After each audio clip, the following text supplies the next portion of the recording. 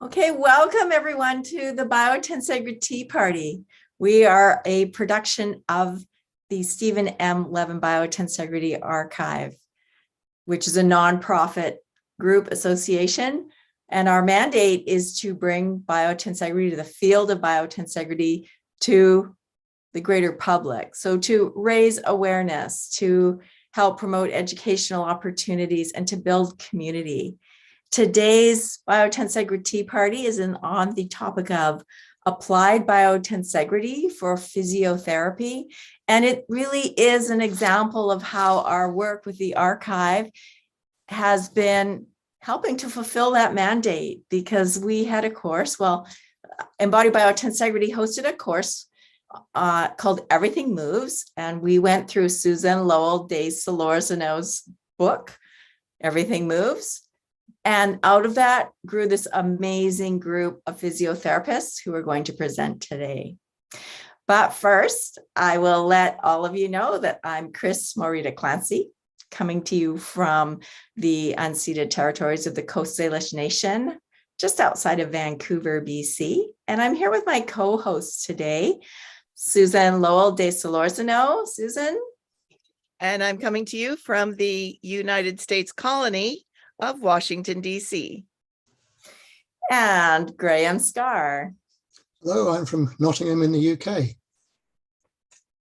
Okay, well, I don't want to take too much time here. So without further ado, first of all, let's say hi to everybody out there on YouTube and let you know that we host this meeting on Zoom. And if you would like to attend the meetings or simply to know more about what's going on in the biotensegrity community with archive offerings, please sign up for our email. And Susan, can you put that in the YouTube? Yeah, I'll pop that link in the chat and then we'll try to put it for today, right? And then I'll try to pop it into YouTube later. Okay, so we always love to start our tea parties off with a toast. And today I would like to welcome Carol M. Davis. Carol, up to give us our toast. Thank you, Chris. Greetings, everybody. Let's lift our glasses, whatever you're drinking. In gratitude, in the spirit of gratitude for friends. We are all friends here. We are in a community of learners. We're especially grateful to have a common background, those of us who are presenting, and we're grateful especially to be here with our chief mentors in biotensegrity, Dr. Stephen Levin and Susan Lowell de Solórzano. Cheers, everybody, and welcome. Cheers. Cheers. And Graham Scarr. I've learned from so many of you, Joe Pristola. And if you're joining us, especially for the first time, or even not for the first time, please put who you are, where you're coming in from into the chat, because we love to see that. And if you like what your interest in biotensegrity is, and if you have questions for the group, we've already got some coming in. You can put it in the chat.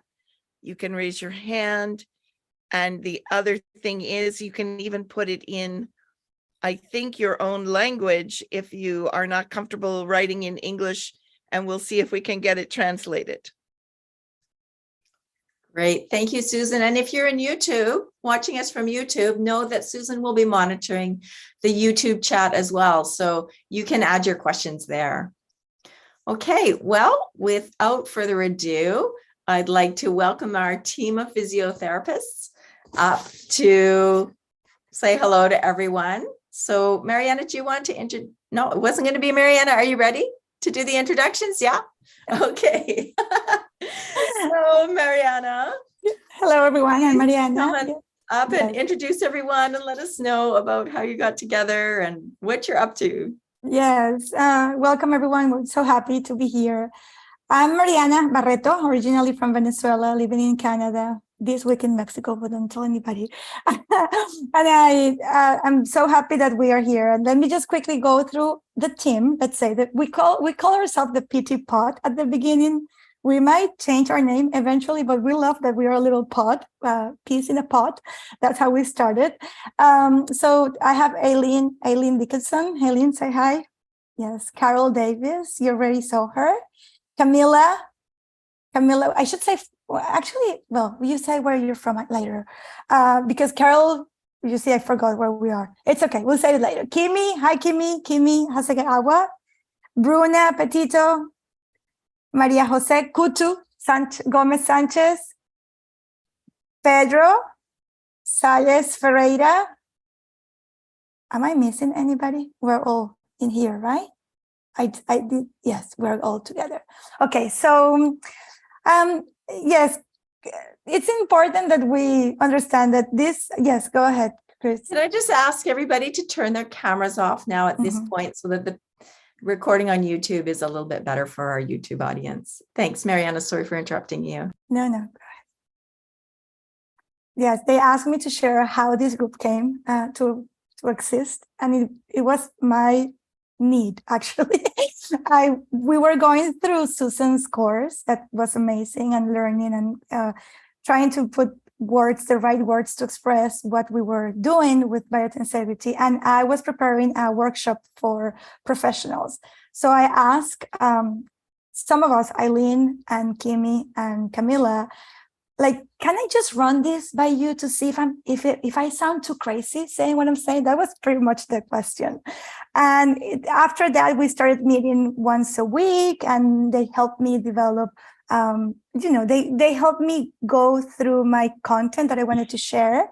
And since then, we've been meeting every Friday to talk about biotensegrity, to share what we're doing, to ask questions. And along the way came the rest, Bruna, Pedro, Carol, and Koto. And we just love it. It's just such a wonderful place to just be and share how this paradigm is changing or has changed our practice and the way we see our patients and the way we talk to them. So yeah, that's how the group started. Eileen, I don't know, maybe let's start the conversation here again. Did you want us, Chris, to say a little bit about us, each one of us? Like Mariana left out that she's a physical therapist working with children with cerebral palsy. I think that's important to know. I'm a physical therapist. I'm actually retired from that. I'm a longtime Traeger practitioner and more recently an instructor in foundation training, which I think of as whole body tensional integrity. And I also teach anatomy and physiology to Traeger practitioners, and I've broadened that into science in general. And I have a membership platform where I have a lesson once a month for anybody really that wants to know more about the human body. So thank you. I'll pass it on to Carol to introduce herself. Greetings, everyone from Maine. I'm Carol Davis. I was for 35 years on the faculty at the University of Miami in Miami, Florida. I recently moved to Maine. I'm a teacher, but I'm also a practitioner. I practice Barnes myofascial release, and I love teaching about what we do and the science behind it in manual therapy and movement therapy. And I'm especially grateful for biotensegrity enriching my understanding of how I see my patients and how I have changed in my practice because of this knowledge. I'll pass it on to Koto. Thank you, Carol, and thank you everyone for being here. What a privilege. I am Maria Jose Gomez, but everyone calls me Koto, so you're more than welcome. I am from Spain, originally from Cáceres, where I am at the moment on holidays, but I work in Dublin, in UCD, in the university, in the veterinary hospital. I'm a physical therapist and a veterinary nurse. And I'm very privileged to work with a big group of vets and nurses, and in a multidisciplinary aspect, And it's been through necessity, through the challenge of our cases that I got very, very interested in fascia. And it's been through the animals that I've learned that there is a lot more to it in terms of, fascia and soft touch. And I am the junior member of this lovely group. And I feel so privileged to be with them because they teach me so much. So I pass it on to Kimi now. Hello, thanks for joining us today. I'm Kimi Hasegawa. I'm a physical therapist in Brattleboro, Vermont, and I use a core movement integration, which is a whole body movement system. Core movement integration was founded by Joseph De La Grata, a Feldenkrais practitioner and trainer. And so it's related to Feldenkrais in many ways. Biotensegrity has really helped me understand more about how connected movement works and has really encouraged me to explore different areas such as soft touch and closed kinematic chains and other concepts. So it's been a really broadening experience. I'm going to pass now to Kamila. Hello, everyone. Thank you all for coming. My name is Kamila Moravcova. I am originally from Prague, Czech Republic. Now I'm in Innsbruck, Austria. And I am a physical therapist. I became also a teacher of movement and anatomy. And when it comes to biotensegrity, I believe we all can talk about it for hours, but the main thing for me is that it brought me some kind of feeling that I have scientific reasoning for what I'm experiencing in clinical practice and what I couldn't explain before with the paradigm I have learned at school. And I'm learning so much more from biotensegrity now, new ideas, new approaches, and I believe it's something that should be approachable for all physical therapists who want to work in a way that they don't focus on the method, but on the way of thinking. And Bruna. Hello, I'm Bruna. I'm from Brazil, living in US. I'm also a PT, and I have method like embodied perspective called Inner Balance, who embody anatomy and also give the opportunity to the instructors understand the whole body integrated. For me, biotensegrity was a life-changing because a lot of things I always feel in the movement, and when I teach or I put the hands on the patients were explained and by biotensegrity and also give me more questions. So I think it is amazing to be here. I pass to Pedro. Thank you, Bruna. I'm very, very happy to be here. My name is Pedro Salles Ferreira.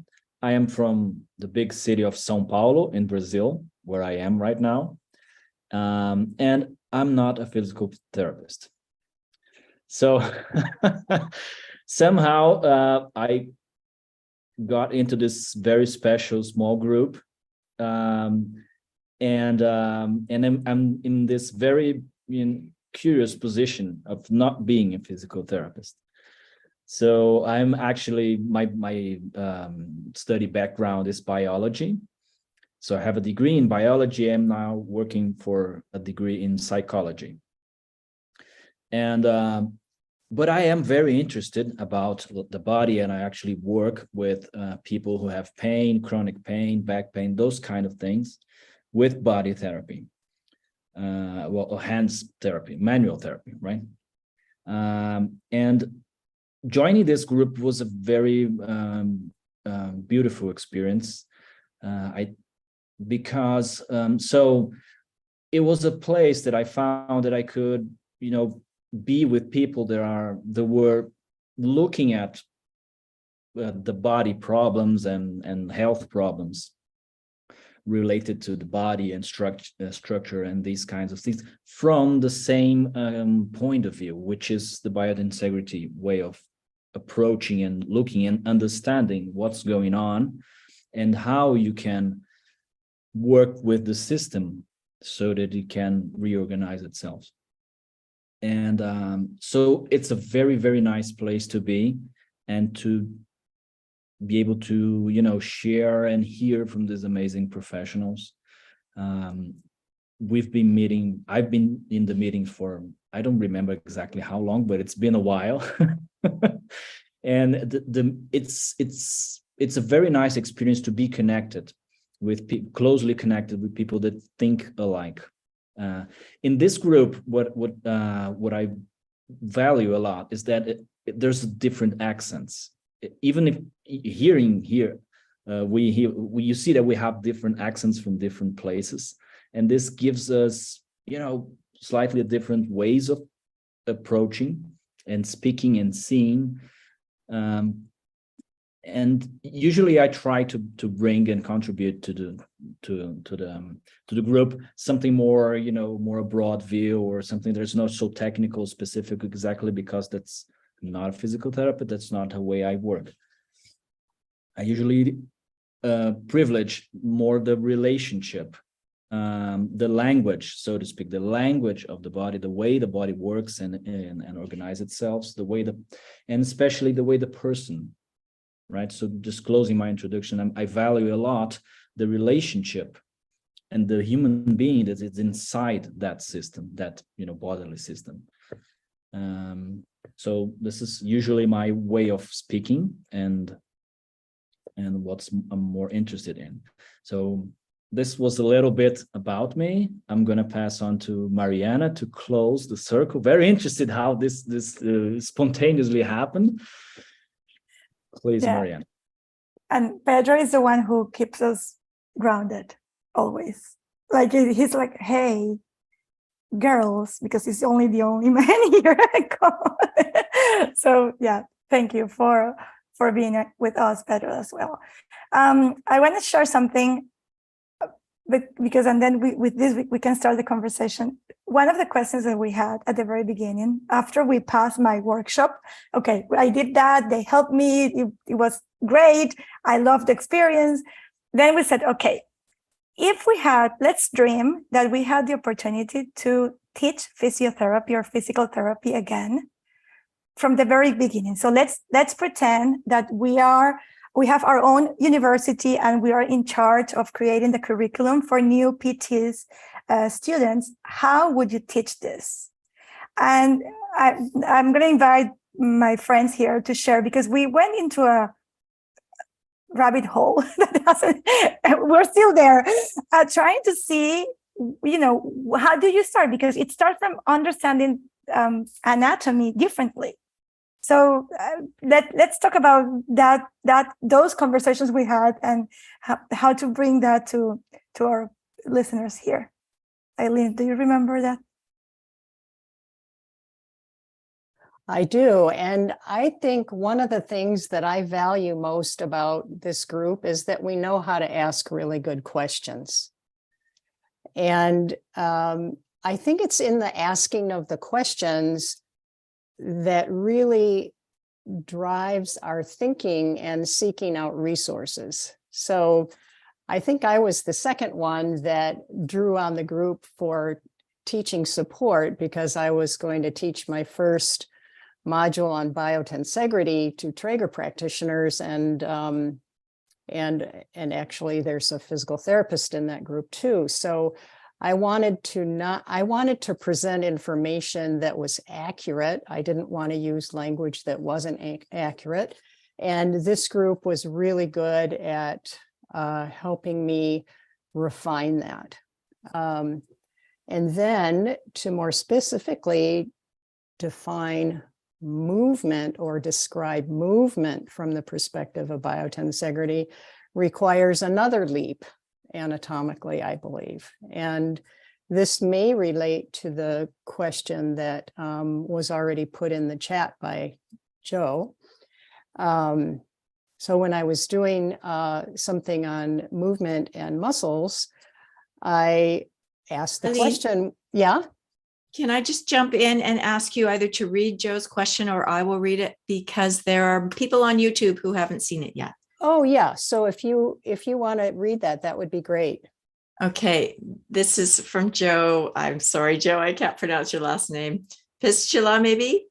And he writes, has traditional PT athletic training focused too much on muscle because it's the easiest to measure? Exercise and movement affects every system of the body. Working with swimmers, for instance, I was thinking about the degree of mechanical stretching that goes on in the neural axons and how rehab or conditioning need to reflect that in order to be successful. Relying on classical biomechanics may steer us in the wrong direction. So he really wants a conversation around this. Now go ahead. Yeah, so maybe I'll start the conversation around that, because I was thinking about that myself. And one thing I've learned is that being a teacher supports my addiction to learning. And you have to really learn more in order to be able to teach. So this group has been great for that.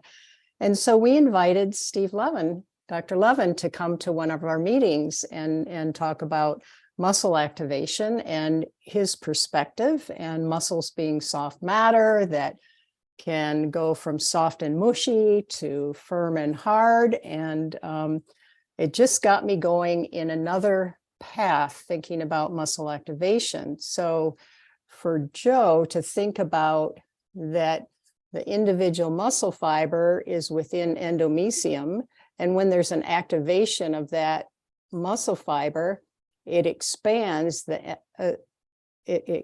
out the endomysium, which expands out into the epimysium, the paramysium and the epimysium, and through the whole fascial system, so that maybe only 40% goes to the tendon. And we've always thought as physical therapists that that muscle, 100% of its force is going into its tendon, and that's moving the bone. And so that's really revolutionized how I view muscle activation and movement in general, more a reconfiguring of our tissues. And Eileen, can you or anybody in the PT group give us a really concrete example about how that shift in the way that you're understanding what's going on has influenced the practical aspect of what you're doing? Because I know that's reading that. Some people are really interested in that. And I know this is one of the things you're really going to be bringing to people in your course that's coming. Yeah. So what I'm thinking about, I know most of us in physical therapy have a system of how to isolate one muscle contraction. Like, how do you activate the gluteus maximus without activating the paraspinals, et cetera? So trying to isolate one muscle to activate it more because it's deemed insufficient. And I've really gotten away from thinking about isolated muscles and thinking about everything that is tensioning the fascia. So muscle's role is to tension the fascial system. So if you have an isolated weakness, it can actually change because of the whole tensional network improving. So it really lets us off the hook in a way as physical therapists. That's my own interpretation. I don't know if anybody else wants to chime in on that.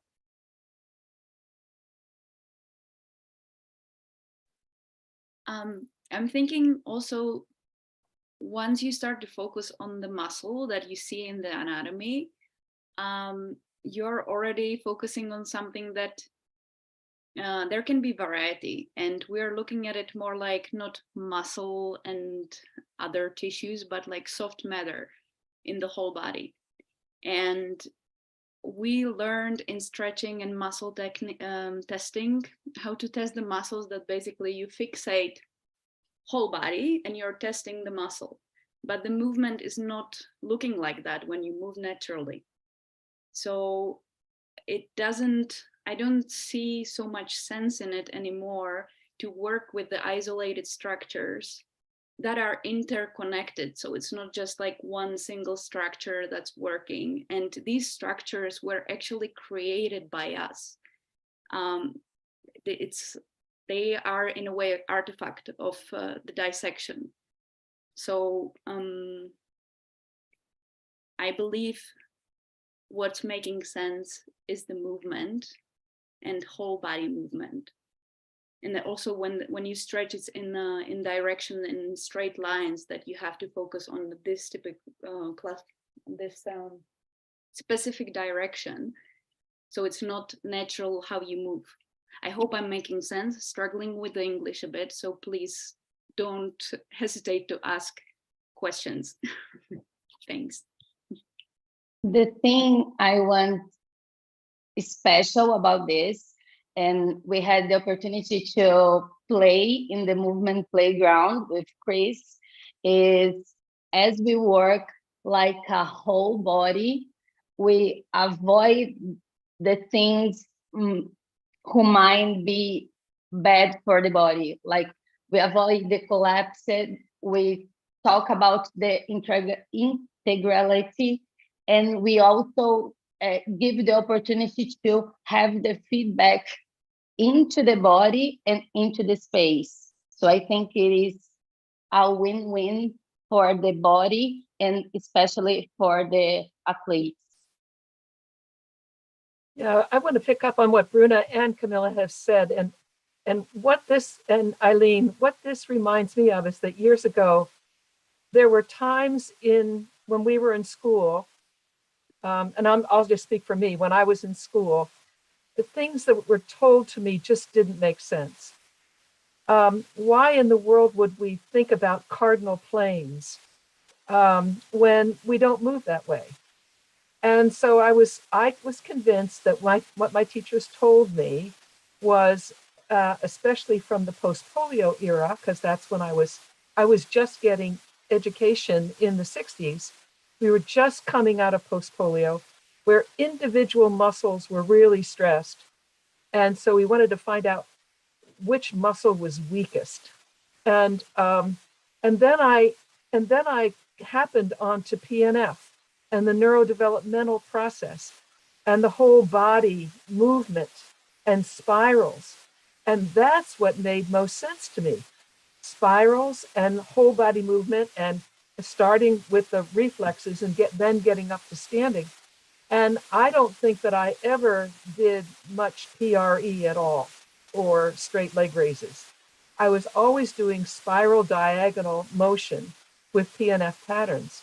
And then as I went along, the energetic part of it and the way we speak to our patients and the sensory input of all of that started to really make much, much more sense. And so I gave up very early with this concept of linear motion and the concept of anything other than a whole body system responding to what I was asking from it.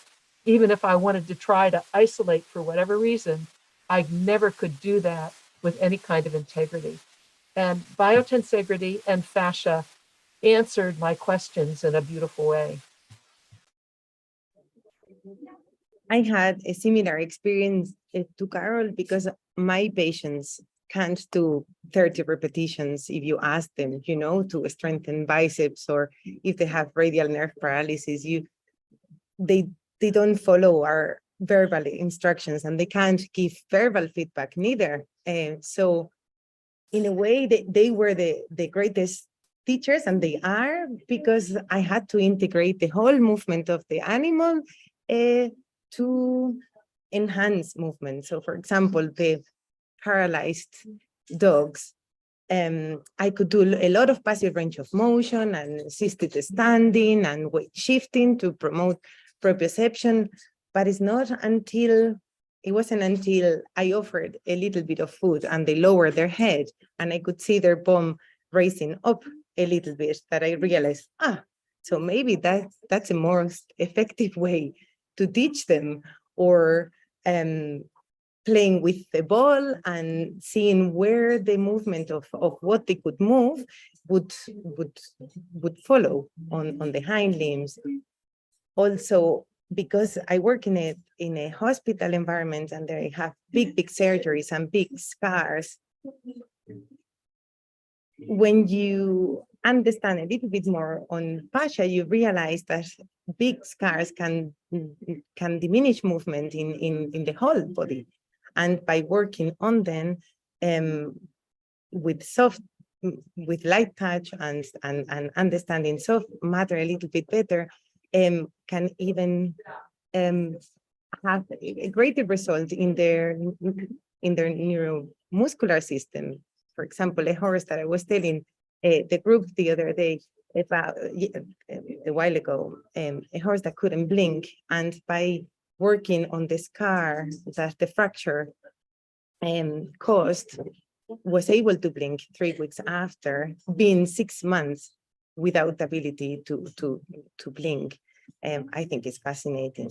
And that you don't need to even focus on the actual scar when it's too invasive, that you can work a little bit farther away, respecting the pain patterns of the animal, and it will also have an effect. I also want to add something with this to this conversation here. What Maria Koto brings, it's always when she speaks, it's always very interesting, because from this small group, she's the only one, I believe, that doesn't work with humans. So she works with non-humans animals, and then what she shows is that somehow these animals they behave exactly as our human body behaves when we allow it. So and this helps us, to confirm what we're doing, what we're seeing in our practice, in our human friends that we're helping.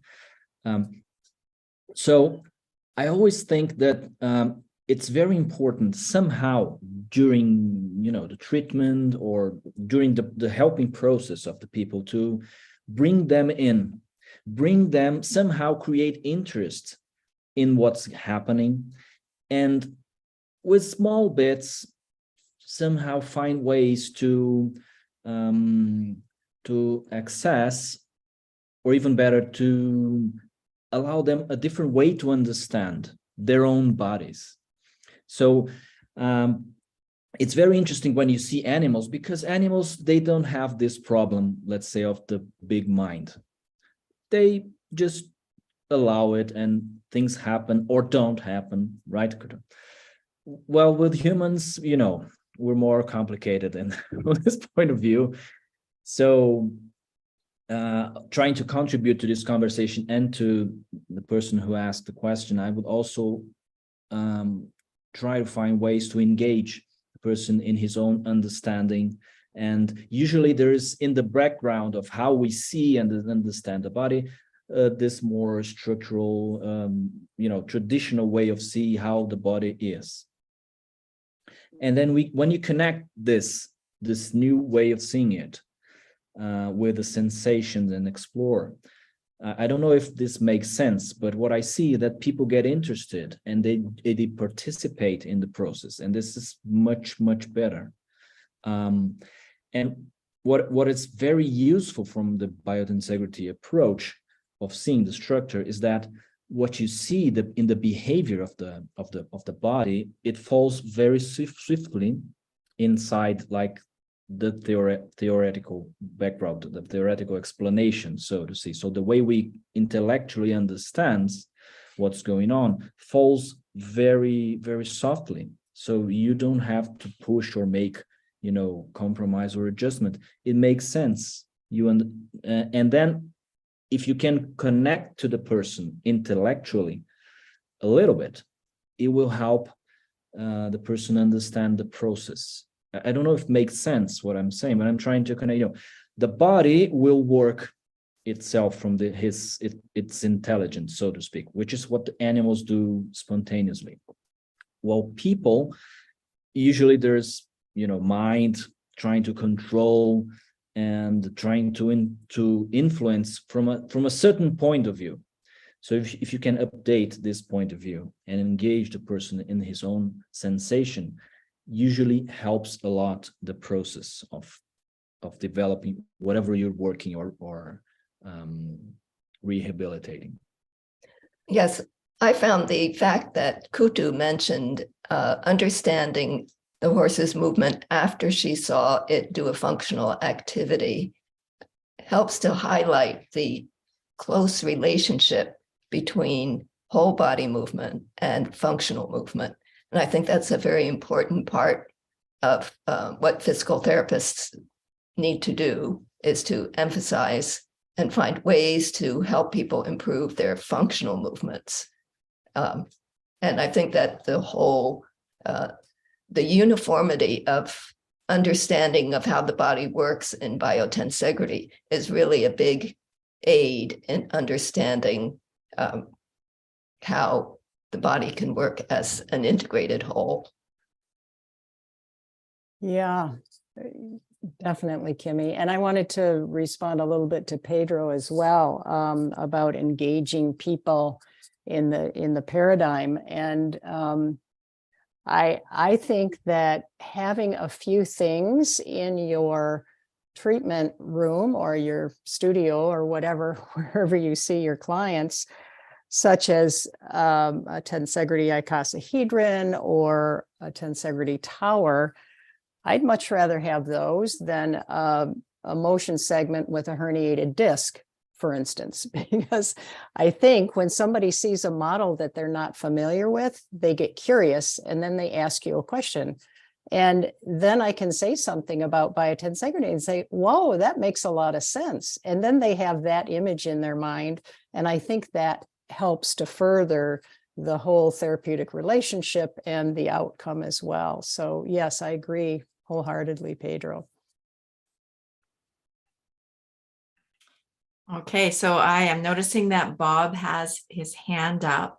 And also, I don't know if you want to address Chris Frederick. You may not have noticed on the same topic was talking about ancient movement systems like Tai Chi. I don't know if you prefer to have Chris come up or yeah. So Chris's question came before Bob. So if we'll have Chris come on up and share your question, please, and thanks.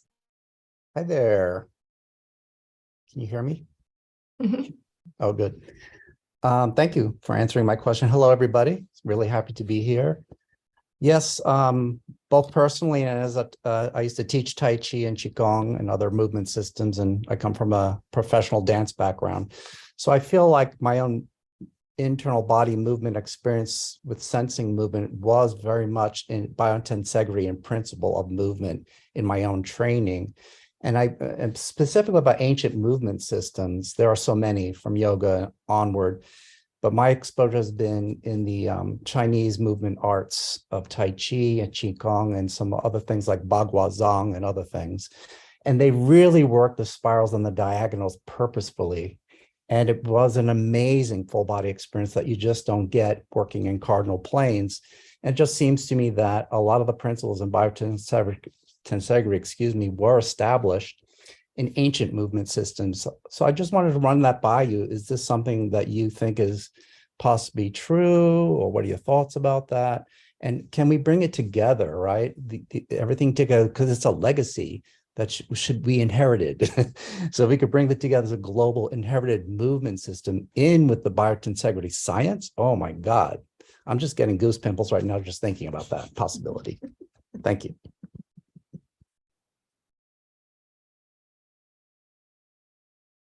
I'm not sure about, well, Susan, maybe you can help us here. But for sure, what I love about biotensegrity as the framework is that it really explains movement, whatever we're talking about movement, because you're talking to a very specific martial arts movement, but that model serves your experience, but that same model served my experience working with kids with cerebral palsy. So it's the beauty of understanding a framework that works for everything. And that to me is a powerful, it's a powerful tool when you have a reference frame that you can always go back and you will find a way to explain and to express what you need. Susan, go ahead. Yeah, thanks for bringing me in. This is Chris, I think already knows this, but this is what got me into biotensegrity in the first place, that some of the classic writings that we study in Tai Chi just didn't make any sense, you know, so I thought they were just metaphorical. And then I built a tensegrity one day and I was totally blown away and started going right down the rabbit hole and have been down this rabbit hole ever since. And I kept Tai Chi and biotensegrity very separate in my mind for a long time, quite deliberately, because I didn't want to jump too early on an answer and tint my exposure to biotensegrity. I really wanted it to be very direct and kind of pure. And but now it's pretty well integrated because I've been at it for almost 14 years, over 14 years. And thanks to the help of Stephen Levin, Graham Scarr, and a lot of other people. And so I've started to write about it now. Yeah, I mean, it says Professor Zheng Menjing, whose lineage I'm in, said that Tai Chi doesn't work through straight line vectors like the bound muscles, but through the sinews and works in spirals. And you can just find that all over the literature. So thanks a lot. I'll let you get back. Can I just jump in for a moment and because I have something to say also about what Chris was talking about, these ancient practices.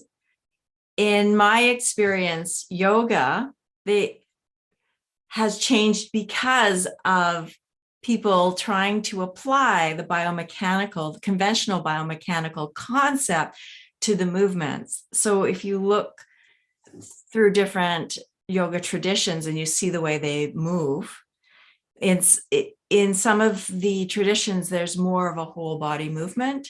And then came the alignment based, not to say that there are not good things that have come out of that, but then came more and more adherence to concepts that have arisen out of this body as a machine model and all of the things that you're talking about, individual muscles. So you would hear cues that point to specific muscles or parts of the body. And it changed the way that yoga is practiced. I think that might be happening in Tai Chi as well. Susan might be able to tell me. But taking the concept or the model of biotensegrity and comparing it to the concept or the model of biomechanics will change the way we move, changes the way we think, changes so much, and ultimately our experience. Well, I'll just, because you mentioned me, I'll say, you know, when people say stand up straight, what do they mean? That is an architectural kind of imposition, and different people's situations are different. And finding internal force lines of energy through the system that are well integrated, and our whole system will bring you to an optimization of your internal balances of push and pulls. that is the way to get to that effortlessness in movement, to get to that improved functionality. It also relates back to Joe Pristola's question, I think, as well. So thanks. Shall we move on to Bob's question? Bob? I want to say something, Chris, about Chris. Okay, yes, I don't see you. Oh, Pedro, I'm sorry, I missed you there. Go ahead. We'd love to hear from you. Very interesting question of Chris. I don't remember discussing this in our group, but I'm gonna say what I thought about hearing you and the question. I think that in these ancient systems, which to my knowledge, most of them, if not all, came from the East, from the ancient, way of thinking. Perhaps originally from the ancient,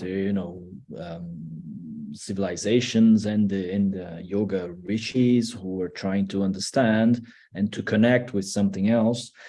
And to my knowledge, the way that they worked is that they were trying to connect and investigate from the senses, and perhaps expanded senses, and something that will go into more esoteric, but to our conversation here from the senses and from a different method of understanding, of investigating, which you see in the East sciences or in the East knowledge.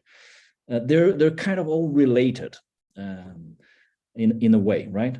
They have the specific specificities, but they're all related. And what I think it's have the way I understand is that it's not that they were, talking about biotensegrity back then, but biotensegrity is a way to explain reality, body reality. There is possibly more close to what is really happening. So one time we had a very animated and excited discussion in the group about that idea of the map and the territory. Right. So when you need to work with someone and with a real body, it's too complicated, like the territory, the body itself is too complicated. It's too much information happening at the same time. So you need a map. You need something more simple. Just when you're trying to understand like where you live, you need a map that will cut out a lot of information and will remain with something which is useful. I believe, to my experience, that biotensegrity is the best map that I ever found to work with body movement and health issues, because it's more useful. It explains what's useful in the behavior of that territory, which is the body. And I think that these East knowledge and science are also in a different way close to the body reality. So because they investigated the senses from within. So that's why I think that there's a lot of relationship perhaps that you're seeing in your practice. And very interesting, I invite everyone here. And I also, for instance, I want to greet people from Brazil that are joining us here that I saw. Welcome. And I want to invite people to see the other tea parties. They're very, very rich. And in special, the last one, when Stephen Levin talked a little bit about how he came up with this way of understanding and the system, it to my surprise, it had a lot to do with his own bodily sensorial experience during some kind of wrestling, right? Is that the way the right word? So that he could feel how the forces within him will communicate with the other.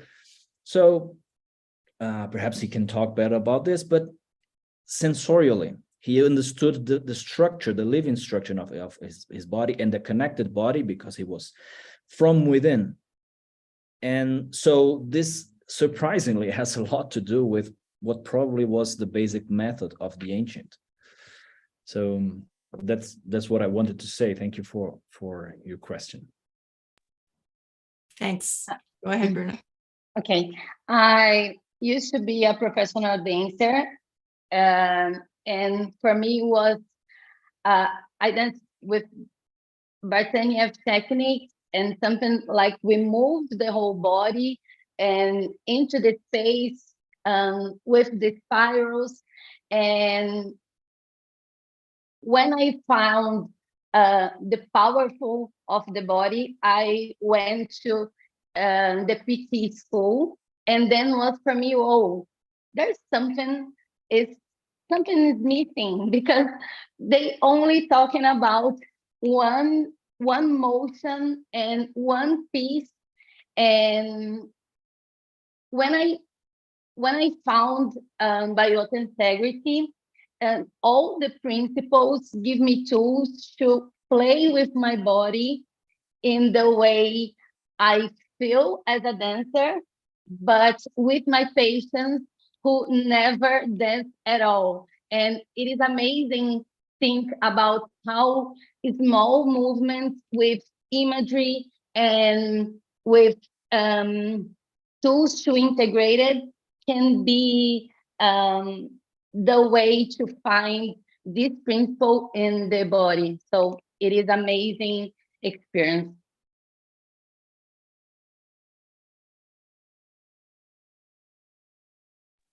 Can I just add that I think it's a very complicated subject, at least for me, and to have gone to uni and learn about what we learn, and I think it's nearly a process. For me, definitely, I was overwhelmed by the by my uni contents with biomechanics and all the techniques that you have to learn and all the conditions. And then when you think about the three-dimensional systems and the next step, and you find biotensegrity and fashion, it's another level. And it's true that you can't look back, but I do think that it all has its place, and that maybe, or at least in my mind, in my basic mind, I kind of need to go little by little, because there is so much information. Only pure anatomy, it's a lot. Like you can spend your life and you still know a little bit. So I think this community, it's amazing. It's open to discussions and to say when you don't agree, when you agree. I think that's the richness, that it's evolving continuously. And the fact that it's PTs and dancers and psychologists and biologists and architects all mixing their knowledge, it's amazing. It's very, very rich. Thanks, Kutu. And Bob, are you still there? Thank you so much for your patience.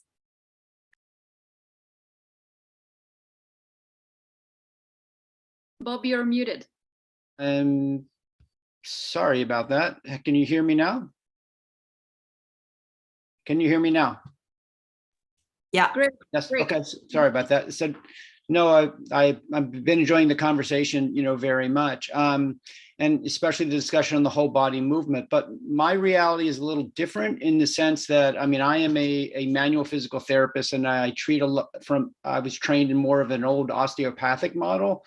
So I do treat specific injuries that I see in people, whether it be a talus is not moving, a rib is torsion, the pelvis is out of alignment and things. So what I find, you do need to treat these individual parts, but it's the integration of a dysfunctional area into the whole body movement is where I think the biotensegrity principles really shine. And I know for me, that's probably been the biggest difference in my practice over the past decade, is incorporating, that aspect into it. So while I think you do need to treat the individual areas that are dysfunctional, but the reintegration is really where, this has made the biggest difference in my practice, and that the exercises that I'll give patients to do at home. But that's really all I wanted to say. So thank you very much.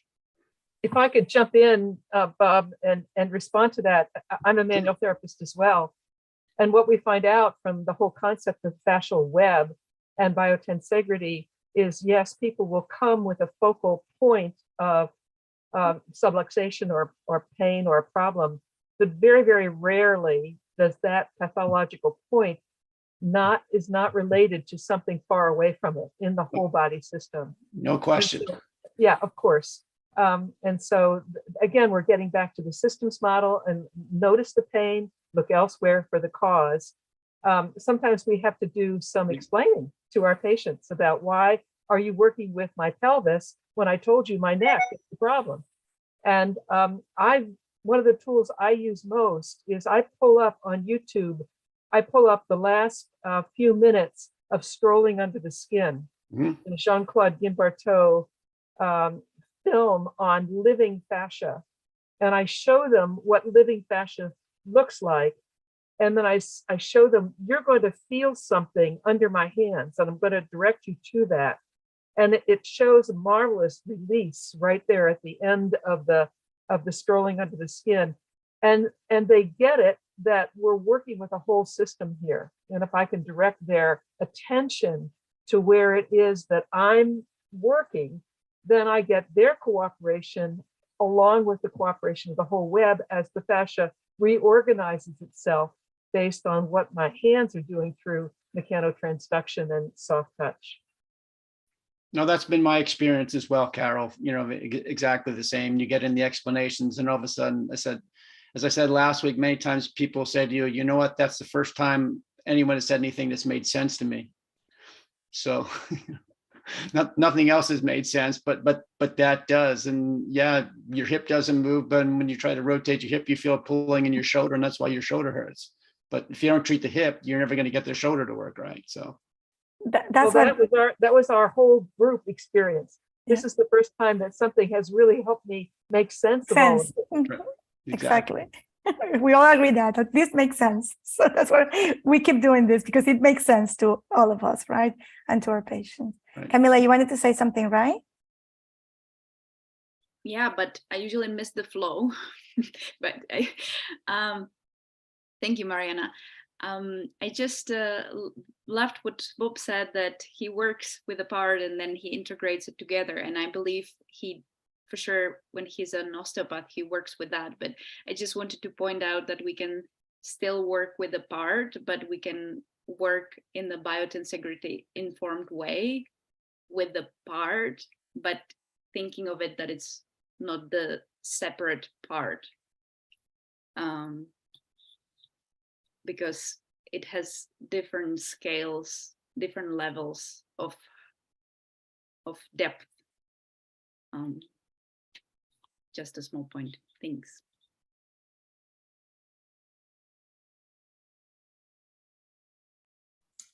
Okay, it looks like nobody has anything else to respond to Bob. So May, are you still here? Yes, just about. I gotta leave soon in a minute or two. Hello. So nice to see everybody. I'm trying to think about it. Since I raised my hand, there were other things I wanted to say, but people said a lot of them. I guess I'll just start with dance. Yes, I'm a dancer too. And I always remember I learned my anatomy through going to dance class, but then I realized I'm not just using one muscle at any one point.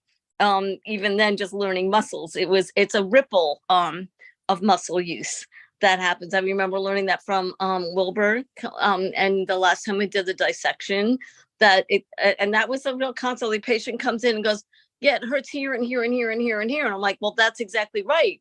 It's not one line. They're like, why isn't it one line?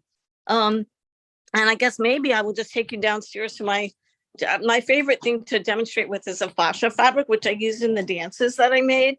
I just made dances about biotensegrity because I don't know, that's my best way of learning about things.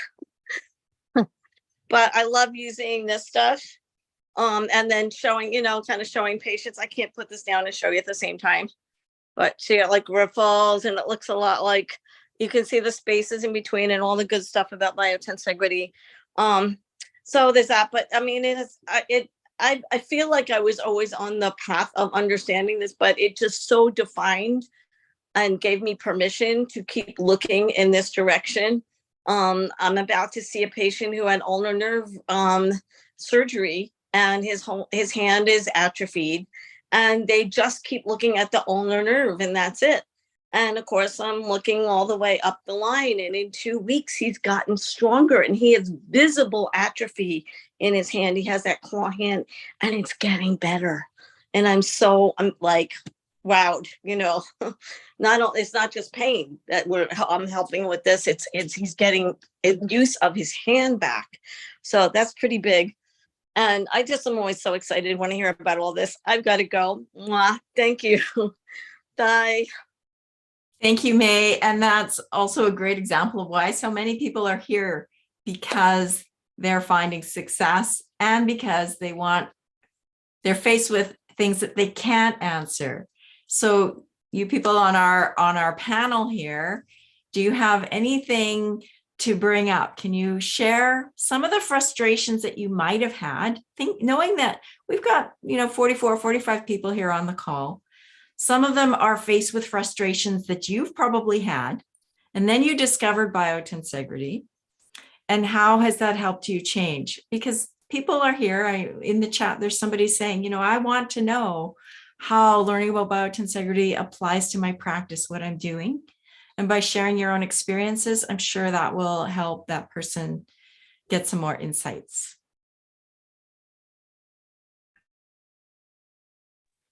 Well, it helps me directly when I have my hands on someone to bring in the recognition that this system is the sum total of tension and compression.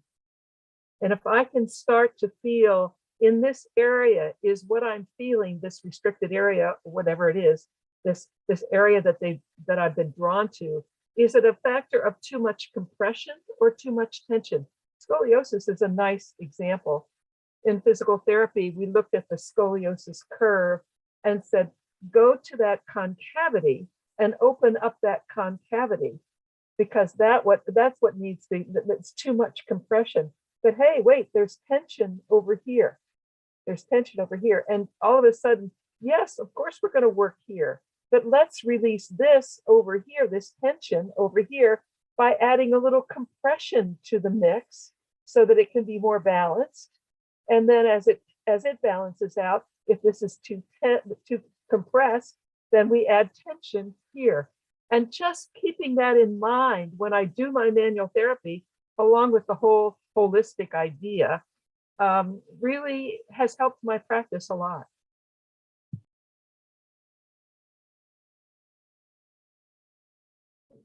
Mariana, I'm thinking about frustrations.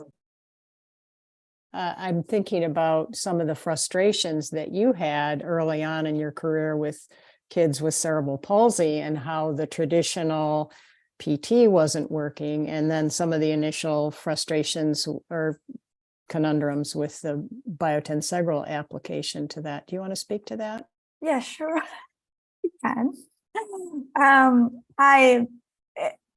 Yes, working with these kids can get very frustrating. You are trying your best and nothing is working. That was my reality. I think Leonid is here in this group. I saw his name. At one point, I met his work, and then he was the first one who told me about biotensegrity back, I don't know, like 12 years ago or so. And I remember the frustration of me knowing that, okay, there's another way of seeing these kids. There is another way, but the frustration I had in my head, the fight that I had in my head to let go what I have done and learn. Because there was a point in my life that I had to really okay, there is no way I can, to me, the conversation about the stretching, the spastic muscle was a big one, right? It was like, if I have a shortened muscle that is spastic, I have to stretch it. I have to make it long. And then it took me a long time. I'm saying years of me understanding, okay, it's not the muscle the one we have to blame. That muscle that is tight is doing an important job in the whole maintenance or balance, mechanical homeostasis, as I was recently exposed to this concept in the system. So that tight muscle, it's doing its job. You don't need to stretch it because that muscle is keeping the whole body in balance. And that to me was like, it honestly, it was like 2 years of fights in my head to let go what I was doing for so long that obviously wasn't working, because all these kids, they needed surgery by the end of the road, and they were not good at all in with that approach. So yes, it's to me, and I was about to ask the group as well, and I see there's 2 more questions here. There is a point in our journey, and all of us, I think we agree at one point that we are here because at one point something wasn't working, or we were not finding the right answers, or we were not finding the right way to express what we were feeling or doing with it. Like something wasn't quite good enough for us, and that was brought us to, okay, there must be something else.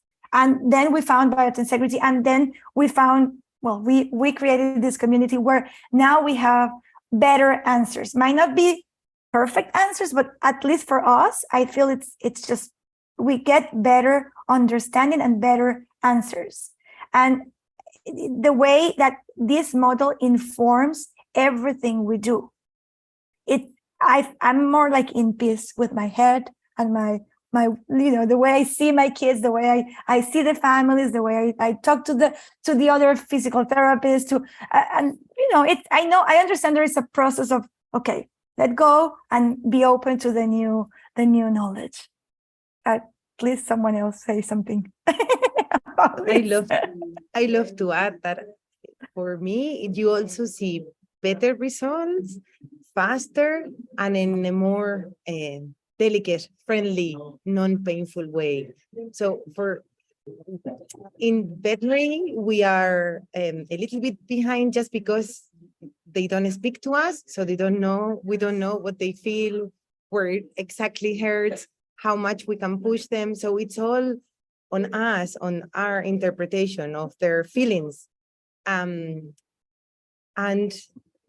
when you talk to them with soft touch and patience and observation, and where is the movement going, and where can you add that tension and that compression and to aid movement, it just goes much better. It goes faster. They help themselves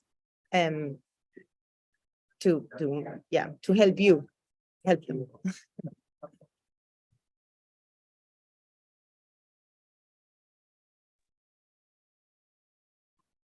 I think we are happy to talk about it some more, but I see George has raised hand, and I don't know if it's to the topic or a different question. George?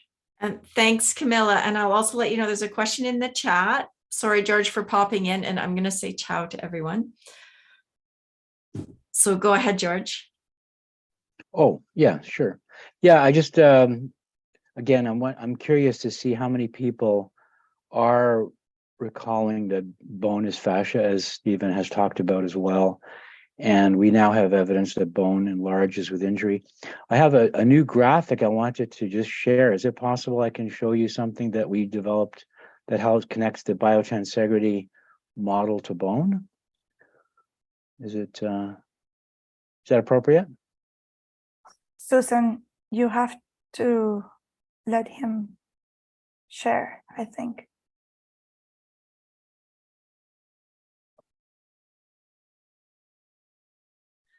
George, did you try to do a share screen? There we go. Oh, there it is. Okay.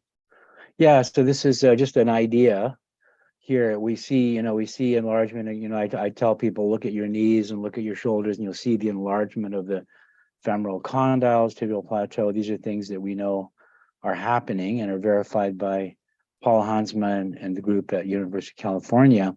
So this expansion of the femur, just as an example, how it ties in to the biotensegrity matrix through the fascia, changes the biomechanics. That's just an idea that you might want to consider when you're looking at the body. So applying, in our case, we apply treatment to the bone quite often and see that that is something that really makes a huge change in the entire biomechanical framework and physiology. So just wanted to share that. Yeah, that's on our current website for matrix repatterning in case you want to check it out. It's a new format. So yeah, it's been exciting to listen to everyone, and it's so exciting to see everyone, exploring these ideas. And I just I know for me at least, if I did not address bone, I would be struggling, to try to resolve other fascial structures. So that's all. Yeah. Thanks, George. Good. George, can I ask, when you mentioned that you treat bone like, without revealing obviously your art, but how do you do that? Well, what I would say is it's actually a very gentle approach that we've developed. Some of you have taken some of my introductory programs, but if you go to matrixrepatterning.com, I'll put the link in there. There's some descriptions and videos that explain it. It's a very gentle application of, manual pressure. It's very similar to fascial release, but applied to bone, and recognizing the bone changes and then measuring them and noticing how that affects other structures as well. So yeah, so have a look, and I'll put it in the chat if you like, and anyone feel free to ask if you have any other thoughts on that.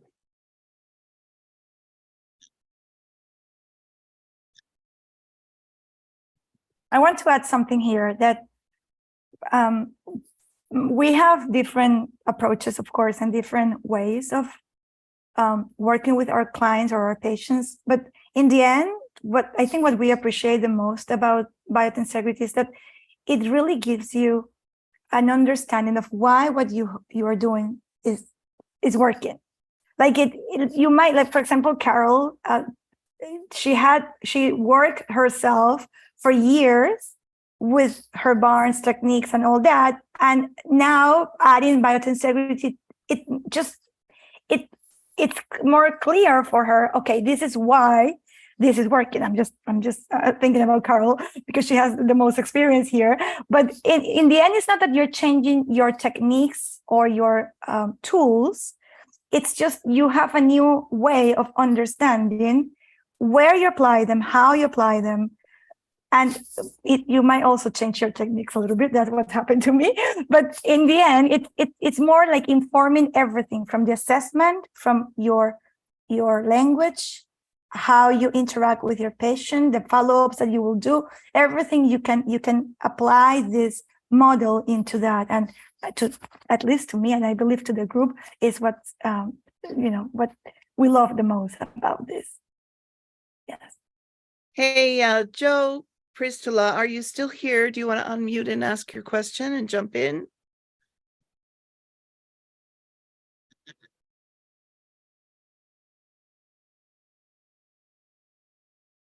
Maybe no. Do you want to read it? I'll ask for him. Yeah, I'll read it. Is biotensegrity always present, or can it be shut off?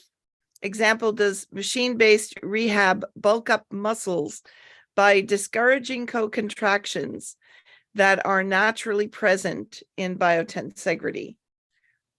Boom. Could I take a pass at that?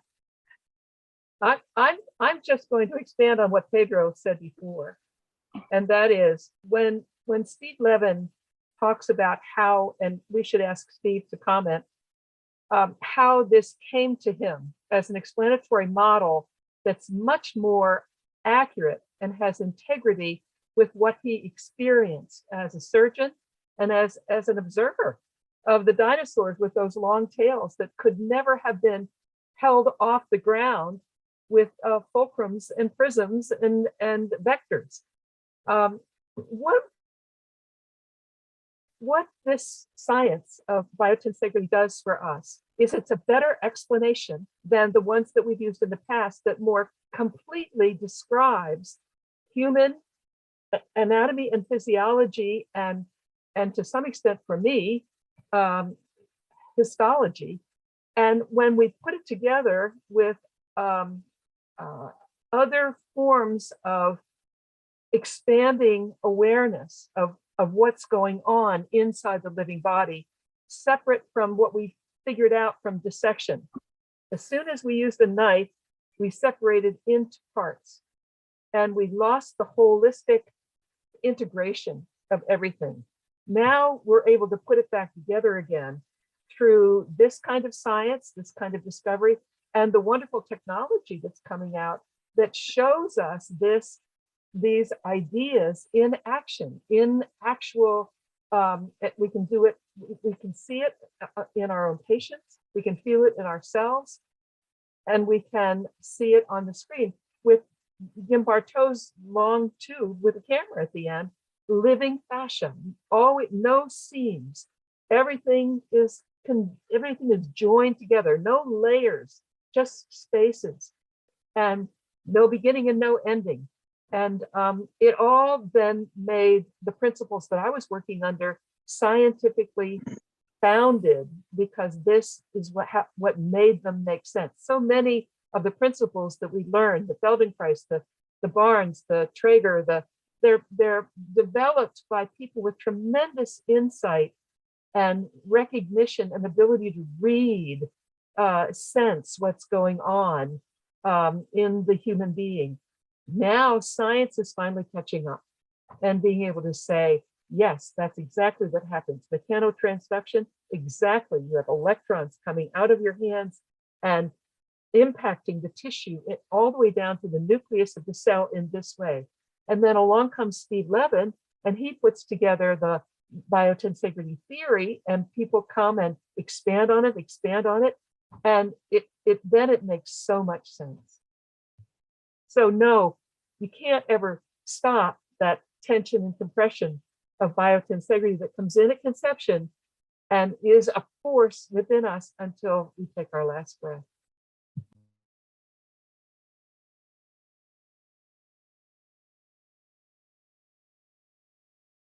It's more like you cannot turn off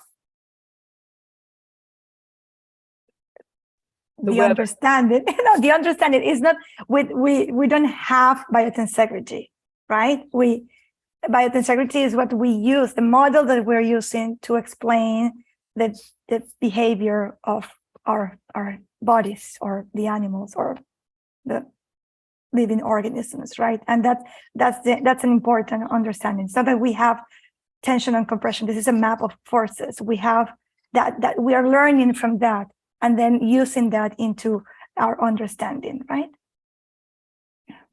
But in a way, something came to my mind hearing you, Mariana, that yes, obviously I agree. So biotensegrity it's an explanation, it's a theoretical like model of how the body is assembled and how it behaves as a structure. So this is what is very important. Somehow you can't turn off that because it's not something that you turn on. But somehow you can move or disturb the system to a point where the tensegrity connections will be disturbed or very how do you say the word in English? So will be not working very well, so to speak. So it's not that it's turned off. Yeah, I would say they're obscured. Obscured. Very, very nice word. So they're obscured. So the parts are not connecting, what's supposed to be, it's not. So when this happens, then you have problems, right? Then you could have all kinds of problems because the tissues will suffer, the cells will suffer. When forces go through, they will, for example, instead of flow through the right places, the places where they're supposed to go or are prepared for it, they will flow somewhere else. And then the body will have to do adjustments, which will in turn perhaps diminish spaces, compromise bodily fluids, and this will, can create inflammation scenarios. I hope I could draw the scenario. What will happen if you turn off the biotensegrity in a specific place? But it's not really turning off, right? It's like it's disturbing the way the system behaves. It's not, because in the end, and I'm going to answer here, Anne Strand, sorry, give examples. Like biotensegrity even when things, or especially when things are not working well, you are still using the model to explain why, right? So she's asking, can people give example like Carl did, how biotensegrity is applied? In my case, all my assessment of the child with cerebral palsy is informed in biotensegrity. I don't test range of motion anymore. I don't test strength, muscle strength anymore. I can explain everything that I see in a child with cerebral palsy through the lens of biotensegrity. I can tell you why the child's going to kick his tone on, like he's going to go into spasticity. Well, they're going to get active because of biotensegrity. That model is telling me why he needs the tone to stabilize himself when he wants to do something. I can also explain why in a muscle is spastic. That informs my assessment and also informs my treatment or the way I facilitate movement as well. And the way in my case, I teach parents how to handle their kids based on my understanding of biotensegrity. I'm going to give you a brief example. Last week, I had a girl, and we were working with, she's working with a visual communication device. So the goal is for her to have like a accurate tracking so she can control the iPad that she has in front of her.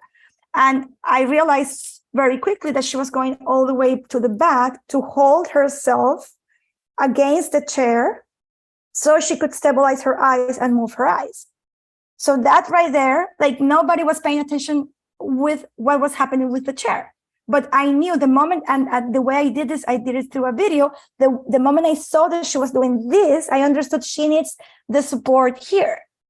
She needs to stabilize herself in the base of her skull so she can track better. And immediately by adding some support there, that changed. So in this case, it's how the model is informing what she's doing. And what can I do with my tools, either my rehab tools or my equipment tools, right? To help and bring that system to a better place of performance. So that's the way I apply biotensegrity in my everyday practice.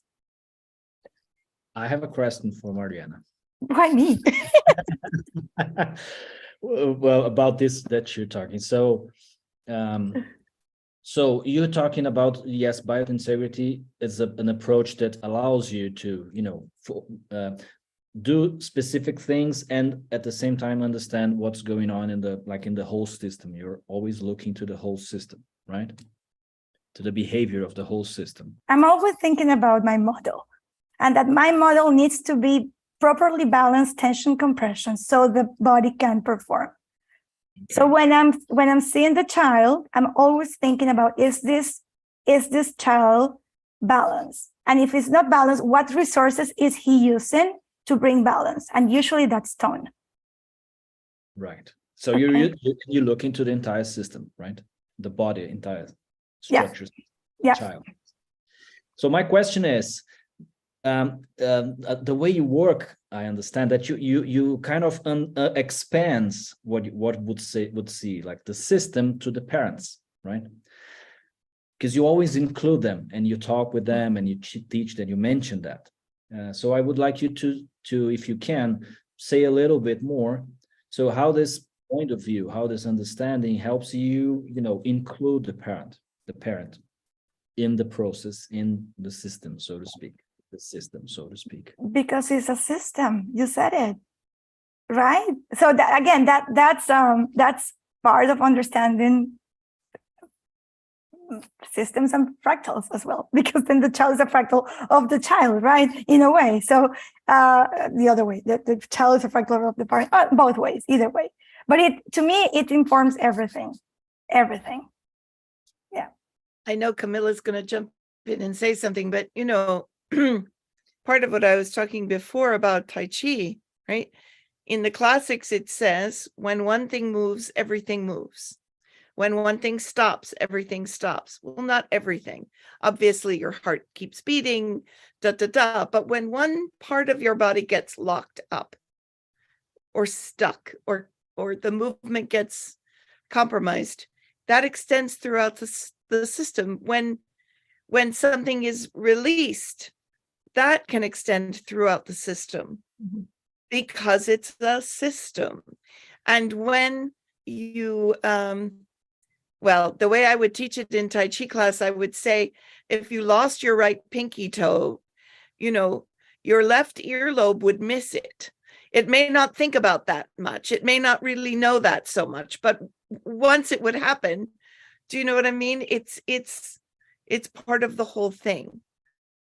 And sorry, Kamila, I didn't mean to step on. I know you wanted to add into that. No problem. I always love what you're saying. You're to the point.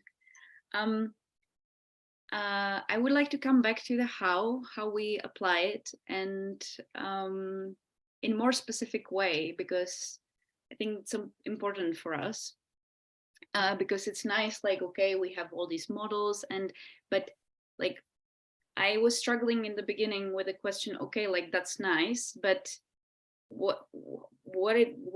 how is it relevant for me? Like, what do I do with that?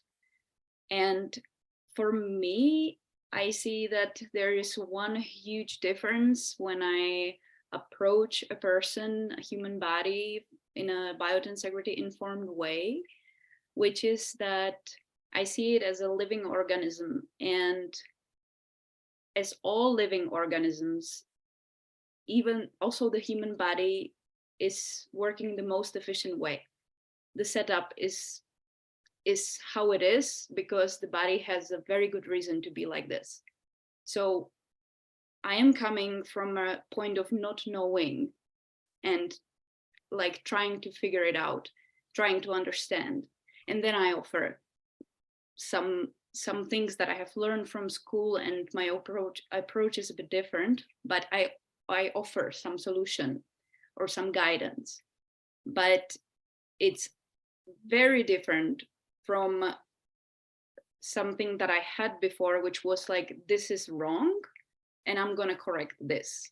I'm gonna save this person. And there's like huge responsibility shift. There's huge shift in the relationship, patient and practitioner. And there's also a huge difference in the way I work, the way I touch, the way I use my presence, my attention, and how I feel the whole body. And also how I use the language. Because when I went to physical therapy myself, I many times heard, oh, this is so terrible, you're completely done, and I don't know how you can still walk with this injury and stuff. And that's influencing the person a lot. So that's one thing. And the second thing I was thinking that could be useful is that we as PTs are taught to look at the disbalances and what's wrong and what's right, and see like, okay, there is left scapula down, and there is a asymmetry in the hips, and the pelvis is turned. But when you look at the body from the biotensegrity perspective, or from like biotensegrity informed way, you're looking at the forces, how they are going through the body. You're looking at the space distribution, how it is in the whole body. And you keep in mind that when one thing moves, everything moves. And I'll actually take this one. When you keep this model in mind, it's not like this is in the body. It's just an idea how to think of things. And for me, so far, it's the best one. And this is balanced, but also when I move it and it's like a bit more like this, it's still balanced. But it might not be the best solution for the person. So I can offer some way how to be balanced in a more effective way. I am not finding the words, but this is very helpful for me. And please ask questions if something is not clear.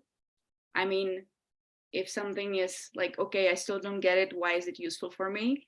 Because that's why we are here now, and we would like to make this community more connected. That's why we are doing this. So and we all have the same questions basically. So Yes, please ask questions. And if you don't understand Kamila, what you just said is like crystal clear. What is like the basic thought behind looking. So very, very clear, at least to me. So if anyone with us here is not understanding, please ask, please ask. Yeah, as you said, if we're here, I mean, we all had, in a way, our own doubts and struggles, you know, trying to understand. And once you reach a certain point, it looks like things shift and they fall in place.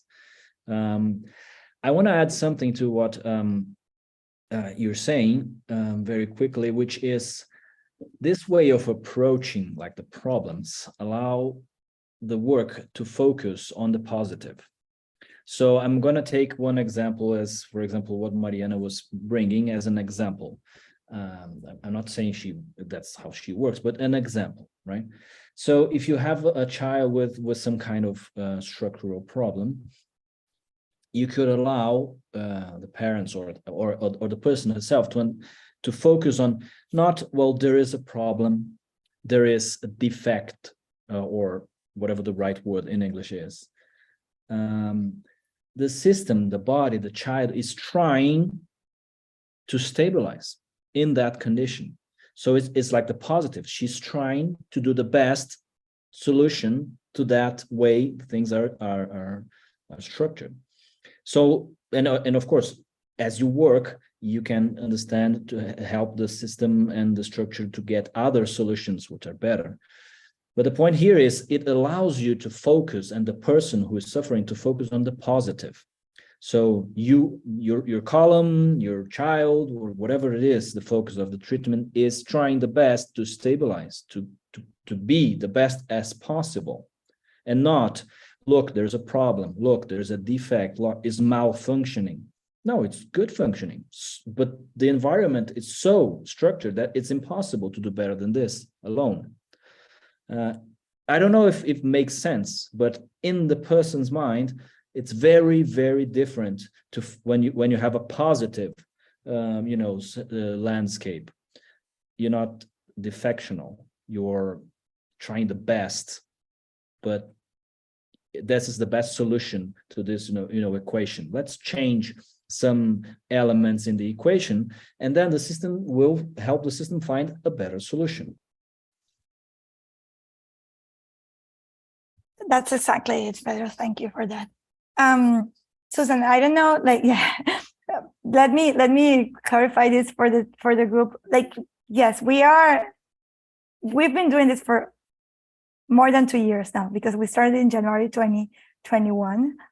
And we, at one point we said, this is so beautiful what we have. It's so rich, and it's a safe space where we come and we ask questions that sometimes we don't know the answers. So it's fun to look for answers. It's fun to learn.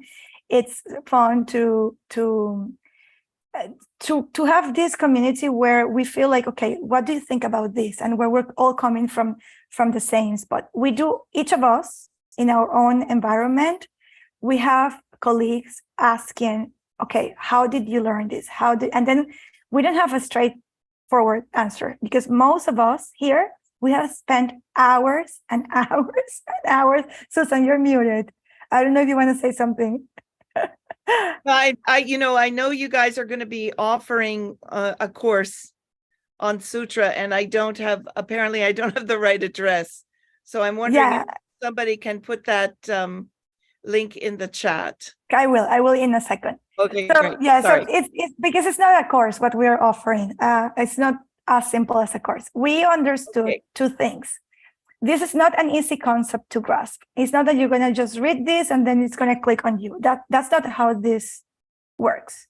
Okay, for us, each of us to get this, and we're still, what's the word that you use, Eileen, for this? We are early adopters, early learners. We're early adopters and lead learners in physical therapy. Exactly. Yeah, keep your microphone on, Eileen. You're gonna help me with this. Okay. So yeah, so what we thought is we understand that most physical therapists are very busy.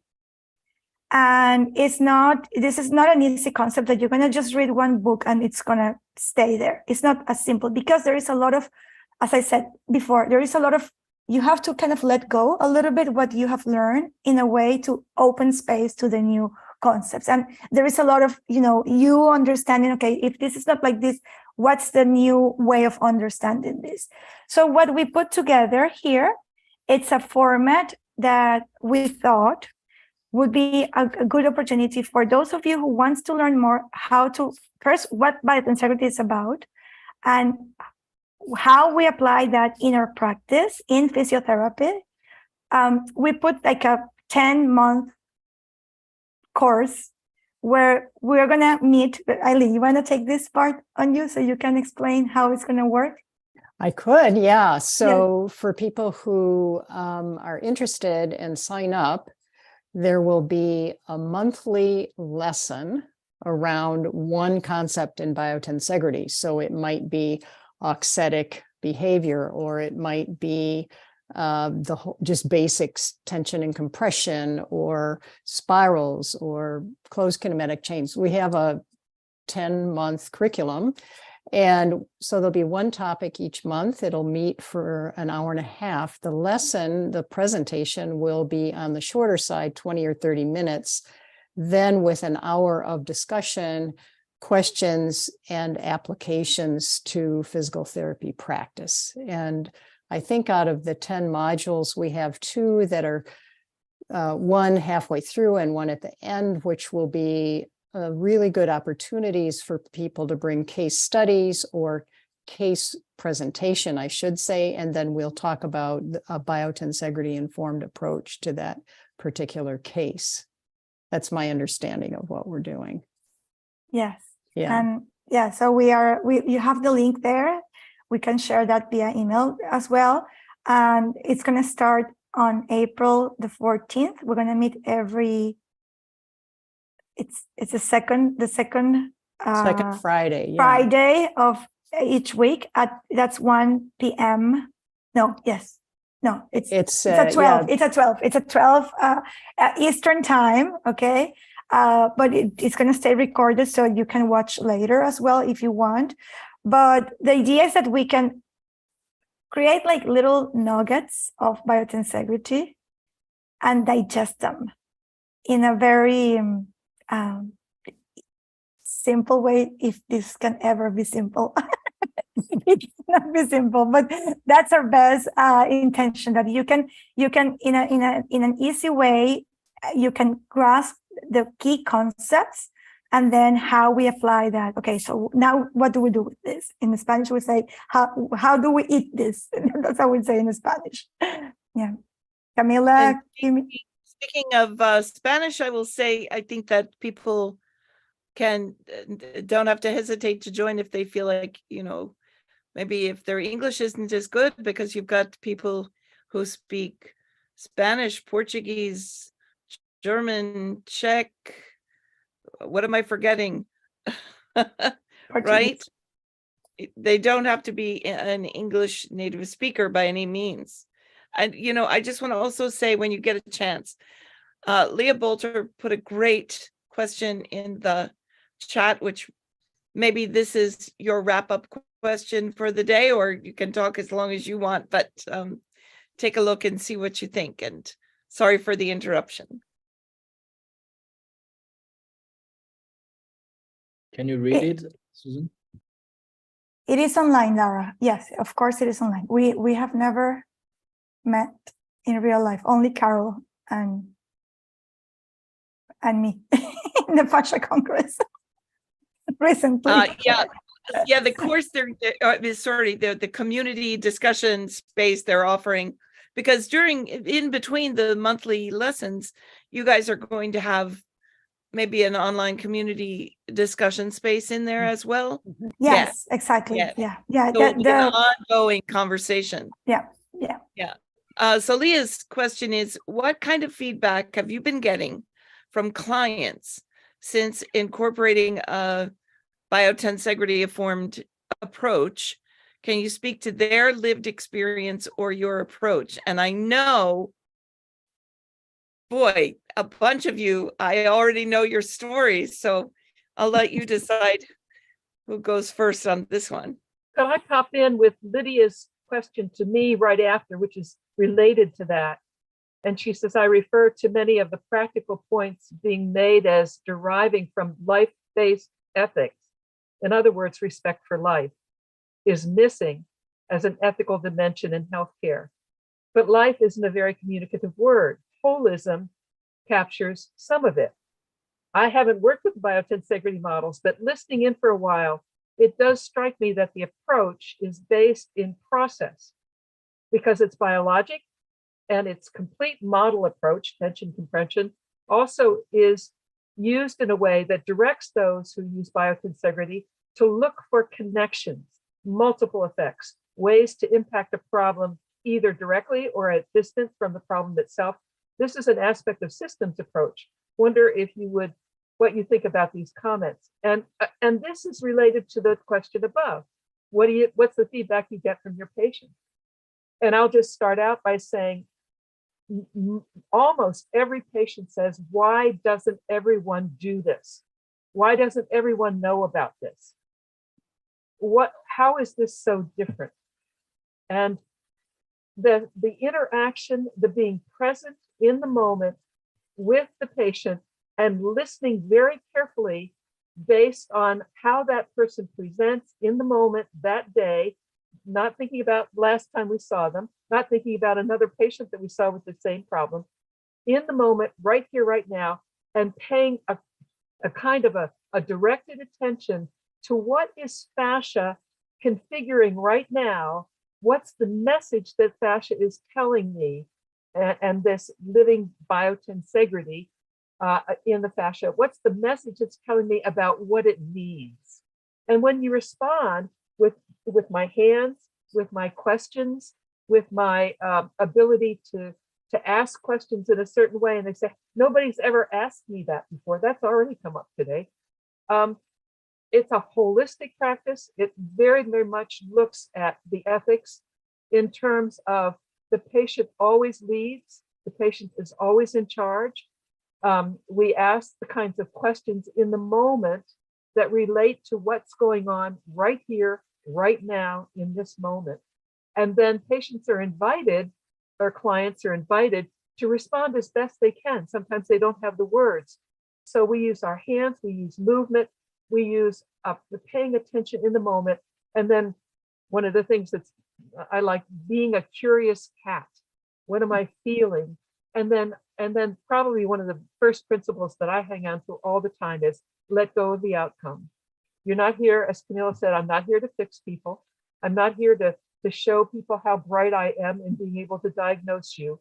I'm here to understand in this moment how you are presenting to me verbally and non-verbally, energetically, and using the principles that I understand about whole bodies and biotensegrity and fascia.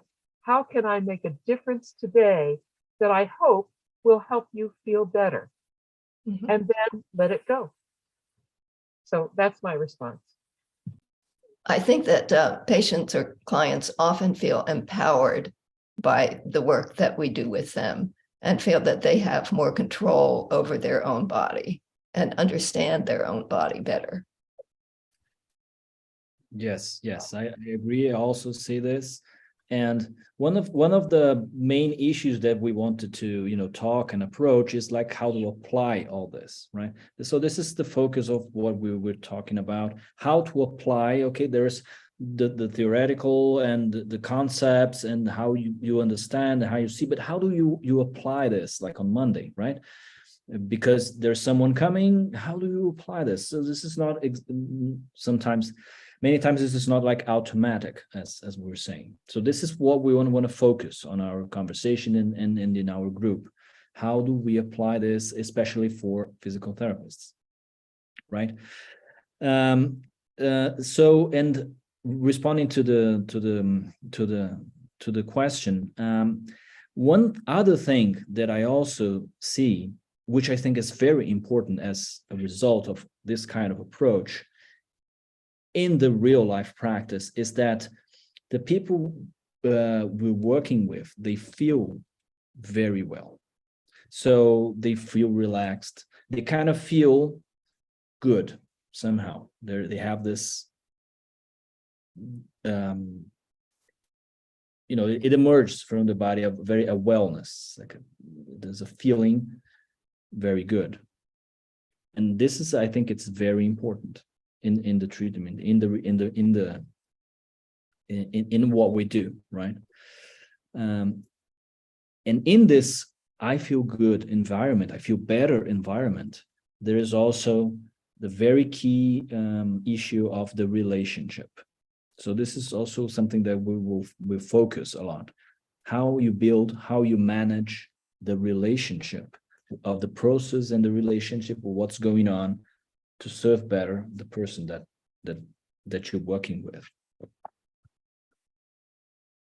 I hope I answered something. Yeah, and I also want to add in, it's not just the effect on the patient or the client. I think I can say here that 100% of us who work with the lens, looking through the lens of biotensegrity at our clients, find more ease in our work, more joy in our work, and more peace in our work. Our bodies feel better and our minds feel better when we are working through the lens of biotensegrity. And physical therapists work hard and think hard. And isn't it nice that we don't have to work as hard and think as hard? It's a relief.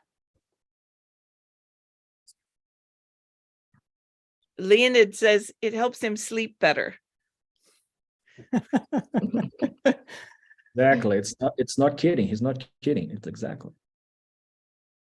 My patients at least don't bite me, which is kind of good, or kick me. And for anybody who's new to the conversation and just jumping in, Maria does work with animals.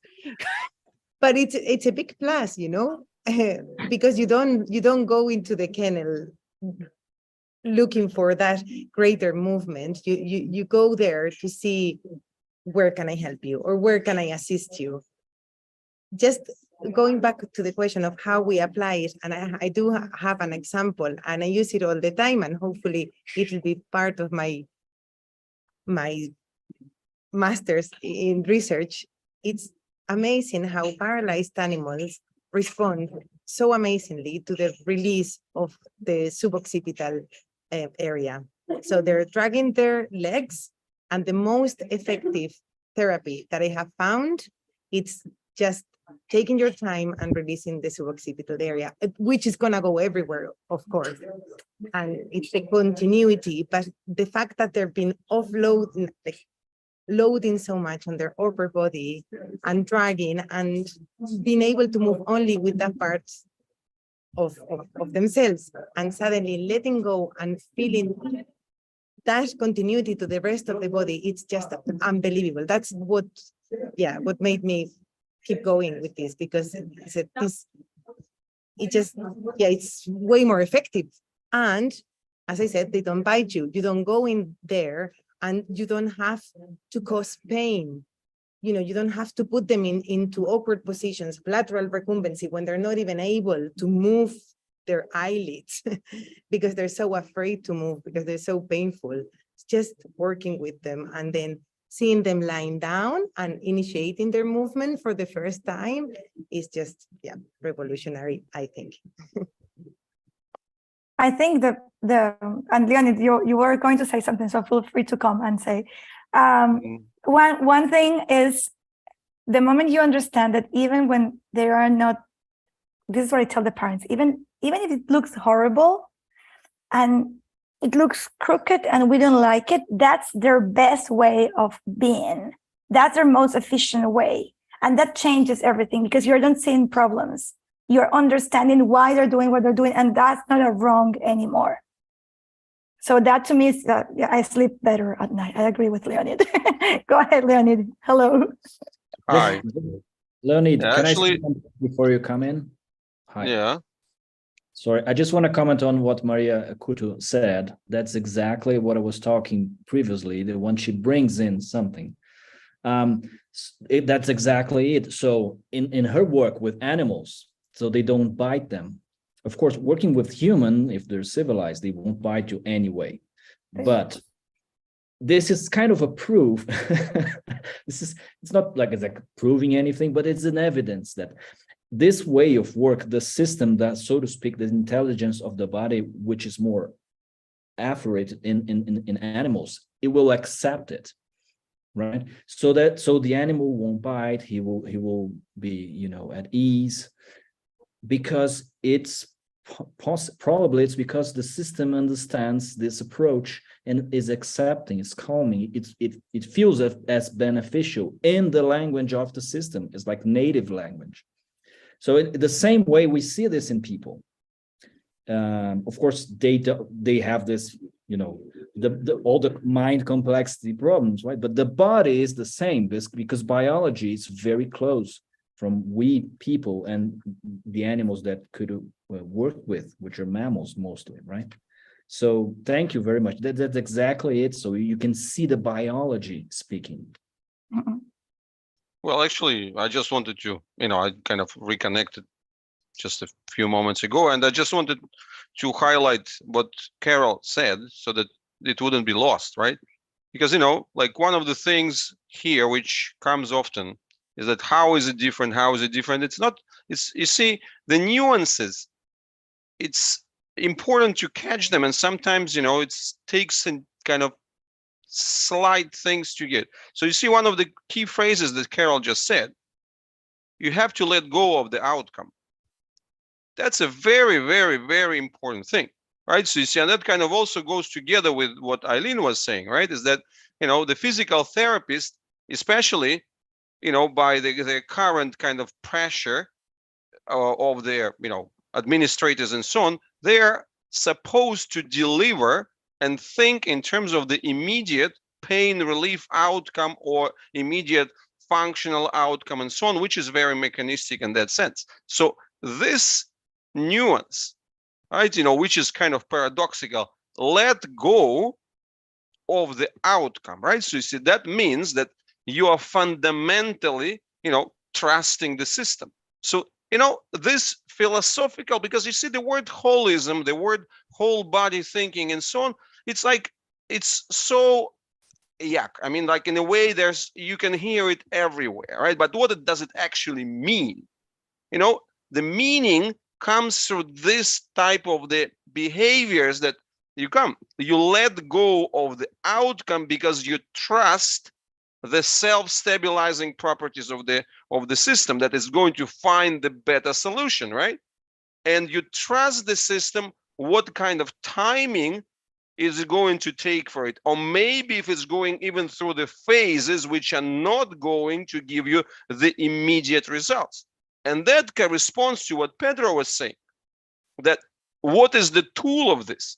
The tool of this is the feel-good factor, so that you're actually promoting the expansion of the feel-good factor as opposed to trying to fight against the particular problem. And one of the nuances, which I just heard from Maria about the animals, right, is that this is where, I absolutely love her example, right? But this is where there are two elements to be very careful about, like two potential, like pitfalls in her ways of expressing it, which can ruin it. So she's talking about the thing, suboccipital release. And the moment she speaks about the suboccipital release, you kind of easily can drop into the wrong territory. Just let me complete this, right? Because, the moment we say the release, it's a release, right? It's the intervention. Whilst in fact, what she's doing, right? She is promoting the feel-good factor, right? So she's actually promoting the self-reset system, the self-reset of the system, where she, yes, from a practical perspective, she goes, indirect, means that if the animal has the paralyzed leg. She's not kind of looking for the exact nerve pathways or whatever, tries to kind of move them by the leg. She goes at a distance. But this is where we really, I think that in this conversation, these two important points, they have to be kind of highlighted stronger. That no, you're not looking for you're letting go of the outcome. And that's a very difficult thing, right? Because, you know, we have a client, he even has a name, the client, right? The client who comes to you with a very definite type of they want a result. And so letting go, that's not easy. So letting go of the outcome. But on the other hand, what you can do what Pedro was just saying, right? You find the feel-good entry, right? And you expand on the feel-good entry. So this is, I think it's nuanced enough and it's clear enough, right? So how do you deal with the problem? You can try to suppress or eliminate the problem, or you can expand the feel-good territory. And in that sense, the problem is defined very, very narrowly and very, very specifically. Feel-good territory is not so easily defined, right? But this is where letting go of it and actually expanding the feel-good territory in the long run, that what actually gives a lot better results in terms of the dissolution of the problem as well. So I kind of just wanted to summarize this, put together this, what I feel like nice insights that you guys just brought. There is so much noise. I'm sorry. Can you hear me well? Yes. Yes, and can I jump in? I'm just going to jump in and say that after this discussion, we have a question from Celeste, and that'll be our last question, I think, for the day. So go ahead, Maria. Sorry. I'm not sure. There is so much noise. I'm sorry. I just wanted to say thank you to Leonie, because you're totally right. I think there is a difficulty in the language. I still don't know how to explain what we do. You are not alone, right? So you see, everybody has the same problem, right? So you see, what you see, it's really, that's the key challenge. That's the key challenge, like we're all limited to the elevator pitch, like we have to present a compact version, which is going to be different enough. But that's why, like these conversations, well, it's a holistic approach, it's the whole system, it's, it's from head to toes and so on, everybody says that. But what does it actually mean, right?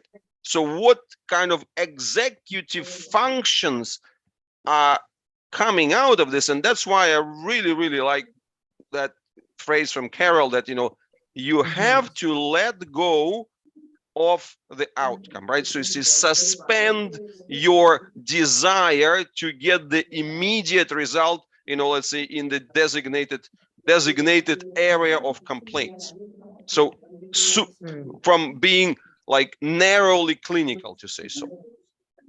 But also, I think, Leonie, there is a need to start putting names. Also, not so much for our community, because I am sold to this. Like I just want to learn more, and that's it. But the rest, maybe of the community that is not aware of the potential of how much good it can do, I do think we need to be able to explain. Yeah, exactly. But that's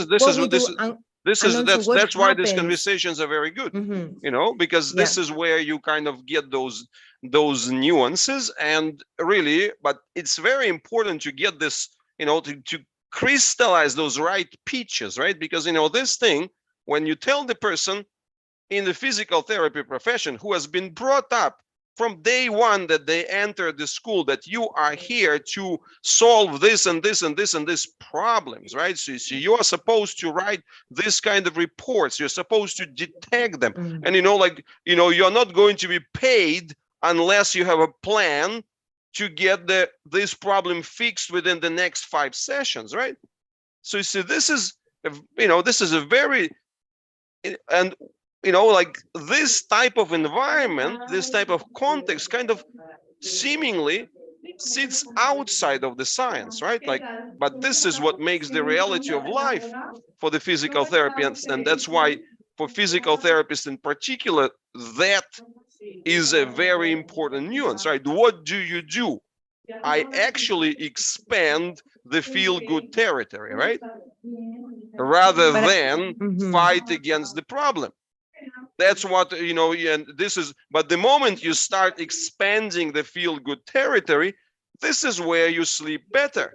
Because, when you try to fix something by interfering there and by replacing and by thinking instead of the body, well, some subconscious idea tells you, well, maybe I've broke something, or maybe I've done something wrong, or maybe the person is going to kind of complain. But when you are expanding the feel-good territory, you're in a good place. You might say, you know what? Look, we don't know how long it's going to take for this, for that the feel-good territory, the feel-good island is until it expands into a continent, but you sleep well. You are the person who expands the feel-good territory, and you let go of the immediate outcome. And the paradox is, when you let go of this immediate outcome, when you start expanding the feel-good territory, you return the feel-good factor to the person, which kind of, who lost it, right? And then paradoxically, you actually end up having better results, right? That's then when you try to narrowly pursue the local solution. This is creating space for other possibilities that are beyond what you have been trained in your framework. And I know that this is very helpful, and these conversations are helpful because I know some people are coming up against, if they're trying to work in the academic environment and bring biotensegrity into their work. And I work with a number of people who have been doing that, and they'll get pushback because, there are still people out there saying it's a cult or whatever. And fortunately, there are more great research papers and publications all the time that are supporting this shift away from a machine model of the body and into this new, more systems-oriented paradigm. Can I, we've been on this for 2 hours, unbelievably. Celeste, if you're there, can you ask your question? Your camera's maybe not working today. I have a new computer and I haven't figured the camera out yet. Bless anyway, you, it was not really a question, Susan. It was more to go back to Carol's thing where people would say to her, why doesn't everyone do this? Okay. And I mean, I don't work on people, as some of you know. I work on equines. But having received and regularly received therapy from a very incredibly gifted massage therapist, and having gotten massages from some other people, there are people who study the technique. They will never, ever, because intrinsically they are incapable of it, they will never have the intuitive touch. They will never, ever be in touch with the person. And that, to me, you can go to massage school and have 20 students, and you may end up graduating one therapist. You'll have a bunch of people out there manipulating bodies, but you'll only have one therapist. And to me, that intuitive connection, which Stephen Levin was talking about in that second interview with Leonid, where he could feel intrinsically, before he was ever a therapist or a doctor or anything, he was in wrestling. He could feel intuitively that subtle pre-thought movement of where the body was going to go and be able to react to it. And I mean, that carried through his whole life. That's where he ended up where he did, left medicine. You know, and to me, that's very much the difference, I think, that Carol brought up. There are technically correct people, and then there are therapists.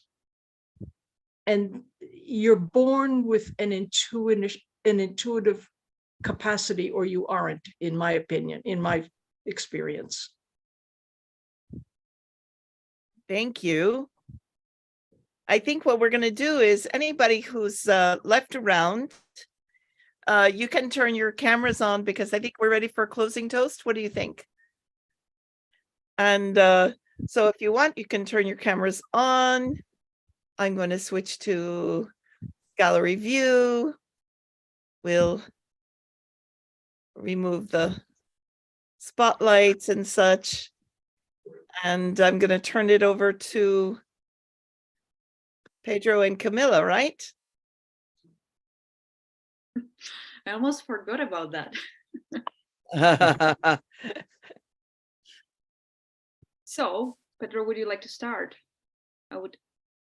Well, that this is a continuation and an expanded conversation about helping people reconnect with themselves, about updating and finding better models to do our work of healing and taking care in general.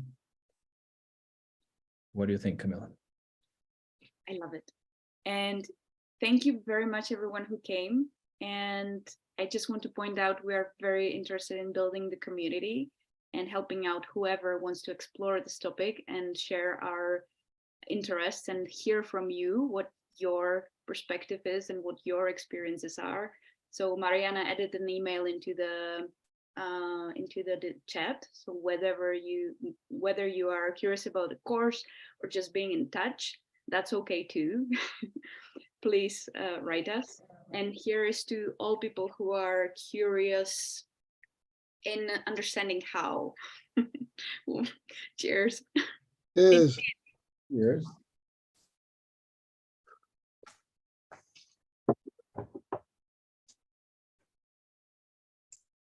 I just want to say thank you to everybody. It's very informative for me, because I've shifted away from the clinical aspect and try and just stay in the basic science. And I love to see how clinicians have taken it and used these concepts. Very exciting for me. Thank you. Well done. All right, we'll say goodbye to our YouTube watchers. Thanks for tuning in.